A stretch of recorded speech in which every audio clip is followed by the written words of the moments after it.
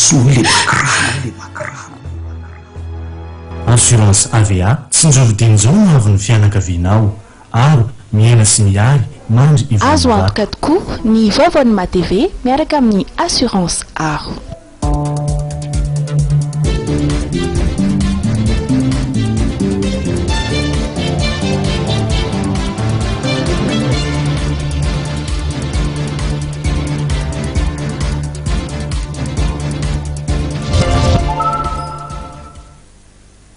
Tokolas topoko vavy manatitra ny araba amin'ity takarivany alaroby fa telony volana me 17 ity faltafaraka aminao indray ny tena ko anatin'ny fotoana ny fampalalam-baovao ary dia manasanao anaraka izany hatramin'ny farany mbola andehanany sain'ny mpanara-baovao aloha zany amin'izao fotoana izao ilay raharaha mahakasika ny ramatoa Claudine Razaimamonjy hoentina amintsika amin'ity takariva ity ny angom-baovao mahakasika izay vaovao zay akoatr'izay ihany koa dia hoentina ihany koa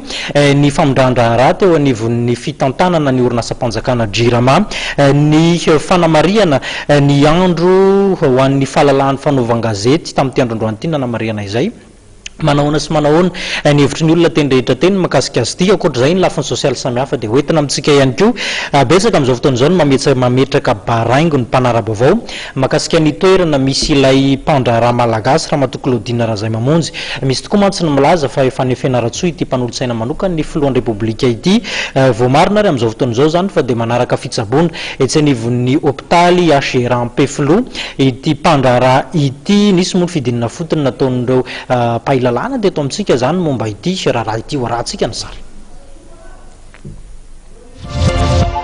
Tonga nanamarina ny ao amin'ny hopitaly HJRA ny Claudine Razaimamonjy Malarive ny premier substitut du procureur de la République Didier Albon Azafdralambo niaraka tamin'ireo tompony andraikitry ny hopitaly ny tenany no tonga tao amin'ny efitrano fa 40 izay misy ity olona voatazona aponja vonjimaka ity fa noho ny fahasalamany dia tazominy etsy amin'ny hopitaly HJRA Ampefiloha. Fantanina be dehibe moa zany mipetraka tapato hoe tsy exécuté le didim-pitsarana dia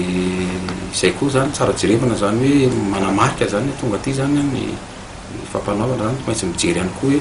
tena marina ve izy sa tsy ao dia izay zavatra izay nefany anisan'ny contrôle satria ny fampanaovana ihany koa dia manara-maso zany hoe misy marina ve le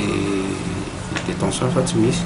Ny tompony andraikitry ny hopitaly moa dia tsy afaka nilaza ny tena toe-pahasalamany ity olona ity noho ny antony tsy ambarately medikaly ary nilaza mazava ireo tompony andraikitra fa tazominao izy arakaraka ny fivoarany ny toe-pahasalamany. Raha vao miteny anarana olona misy anarana olona dia tsy azo atao ny milaza mikasika ny fahasalaman'ny olona anankiray raha ohatra ka hoe zavatra hitambaram-be zany dia mety hoe azo lazaina fa raha voatolona mihitsy ny fianaran'olona tsy azo atao ny miteny mikasika zay voafehin'le hoe tsy ambarately ny fahasalamana na za mpitsabo zany na anareo mpanao gazety tsy afaka mamoaka an'izany mihitsy fa ny mpiasan'ny fahasalamana moa zany zao dia tsy maintsy manao tatitra